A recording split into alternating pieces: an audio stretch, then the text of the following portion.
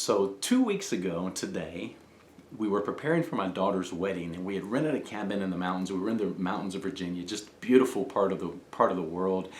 Everything was going great. There had been so much stress trying to get this thing planned and set up because we had originally were going to do it in April, but then COVID and the pandemic hit and things had to change. We dealt with different vendors and different situations of how everything had to happen, and it was all coming together 2 weeks ago today. So we had set up the venue with everything that we could do ahead of time. We had the rehearsal dinner and the rehearsal itself. Things were rolling along, and late that night, a little after 11 o'clock at night, we needed to get something out of the car. So I leave the cabin where we had rented for the family, and I'm going to go get something out of the car. There's a 2-story wooden set of steps outside. It had rained a little bit earlier that night, and I made the fateful choice to put on slick-soled dress shoes to go down the steps. So I walk out the door, go down just a few of those steps, and surely enough, I went down quite a long ways for those steps. So there's the moment of terror, right, when you have completely no control over what's going on. There's the moment of wondering, oh, how hurt am I, right? There's that moment of calling for help and nobody up in the house could hear. So lots of things happening, and maybe ironically, that day we had released a video on this very page about the importance of how we respond to the things that happen to us in life, because so many times the things that happen to us are out of our control. Now, with this one, it could have been so much worse. It wasn't pleasant, and the last 2 weeks haven't been that pleasant. There's still some issues that I'm dealing with, but overall, I didn't miss the event. I was able to walk my daughter down the aisle. The response, I think, was pretty well, but it was a stark reminder. And this is what I want to talk to you today about. It was a stark reminder that we truly don't know what our next step will bring. And so this path that we're trying to go on together, this journey that we're taking together of personal and professional growth, and really getting the most out of life and getting the most out of ourselves and really actualizing the potential that's within each and every one of us, this journey that we're on together, it is so important. It is so important. And each moment of each day can bring something completely unexpected. They can bring something that can completely derail you, and so we have to be prepared for those moments. What are you going to do? How are you going to respond? And it's not always easy to respond with a smile. It's not always easy to get up and continue to move forward with what's coming next. But if we're going to truly actualize that just enormous potential that's within us, this step is so important. So we've talked this week about discipline. We've talked about how important consistency is. We gave you the statement that motivation will get you started, but it's going to be discipline that keeps you growing, right? That was from John Maxwell. So this idea of controlling how we respond to certain things, this is a lot about discipline, because if you're going to change the mindset, if you're going to change the way you respond to stimuli that happen to you on a daily basis, it's going to take effort, it's going to take time, it's going to take discipline and consistency, because we know that to create a new habit, it's going to take, depending on the study you look at, it's going to take somewhere from 21 to like 100 days. But at the very least, doing something 21 to 30 times will give you a good start to where it becomes harder to not do the new thing. But that's a long time to consistently do something different than what your mind is used to doing, what your brain is used to doing. Those habits are just automatically taken over. How you respond to things are just automatically taken over. So what I'm going to just use today to tell you is that, number one, we truly don't know what the next step is going to bring. So let's make the most of each moment. Marcus Aurelius taught us that most of what we say, most of what we do is really not necessary.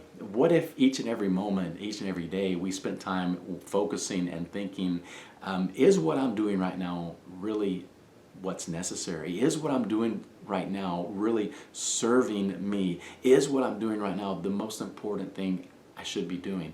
I think what you'll discover, and I think what this new awareness will bring you, is that there's a whole lot of things that we're doing that are time wasters that we really don't even think about. We're just habitually going right into autopilot, and we've got to raise that awareness to a level that lets us know I'm not going to go into this autopilot. I'm going to flip the switch to manual, and I'm going to take control of this ship and take it where I want it to go. So this idea of being consistent, this idea of being disciplined, this is how we can create new habits. This is how once you start to practice the habits of success, success itself will become a habit. This is how we can make that happen, how we can make that really manifest in our lives, is to start taking control. So I want you to focus over the next couple of days in what are the habits that are not serving you right now. Find those habits. Maybe it's too much television. Maybe it's physical things, not working out enough, working out too much. Maybe it's the way we eat and our personal and our health. Maybe it's how we're interacting with our family. But whatever these things are that are holding us back, determine what they are, and then start looking at those habits, because a habit is made up of 3 parts. There's a cue. So something cues you to just go right into that habitual mode of how you're going to respond and react to something. What is the cue for you? So it's just like when you get in the car and you turn that ignition first thing in the morning. Most likely you back or drive out of your driveway exactly the same way, because as soon as that key flips, that is the trigger that puts your mind on autopilot. And then sometimes you go to work and you get to work and you think, man, I don't even remember how I got here, right? There's a trigger that starts it. So once you figure out what these habits are that aren't serving you, let's figure out what triggers you to get into autopilot. Then let's look and understand that the actions that we take, so we have the trigger, then we have the actual actions that we take, because what we need to do in this step is determine what are the new actions I should take instead. So maybe the trigger for eating improperly is just boredom and watching television. So once I know that, then I just change it up. I go somewhere different. I get up and walk instead of going and sitting down in the same place. I change the activity, I change the action. So number 1, I look for what is the trigger. Number 2, I determine what is the actual action that I'm taking and what can I take differently. What action can I take differently? And then the third thing is to understand that the third part of any habit, you've got the trigger, you've got the actual activity, and then you've got the reward. There's always a reward.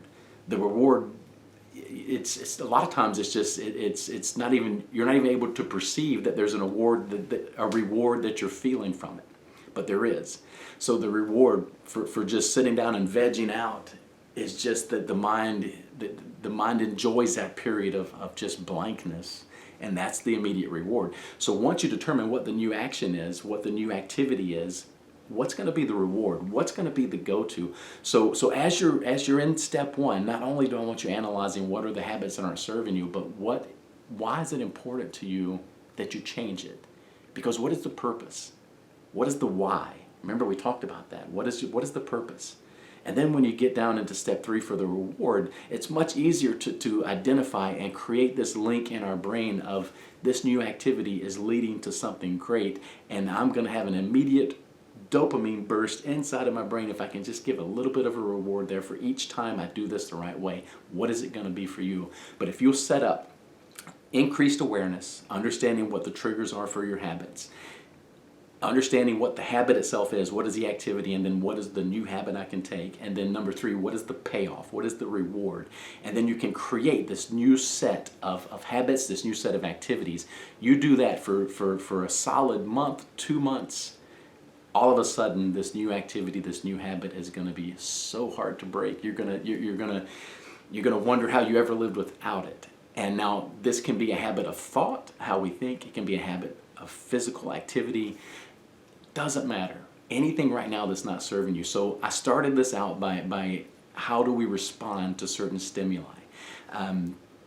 This is an important one to me because for a very long time I was allowing circumstances to control my mindset. What I was reminded of just 2 weeks ago is that I really don't know what the next step is going to bring in my life. All I know is that I have to be prepared to make the best of it no matter what happens. And the one way we can do that is by preparing with better habits of success. So my challenge to you today is to take the lessons we've had this week on discipline, become more disciplined in starting these new habits and sticking these new habits, because again, Jack Canfield taught us, once you start to practice the habits of success, success itself will become your habit. Thanks for listening. We'll talk to you again real soon.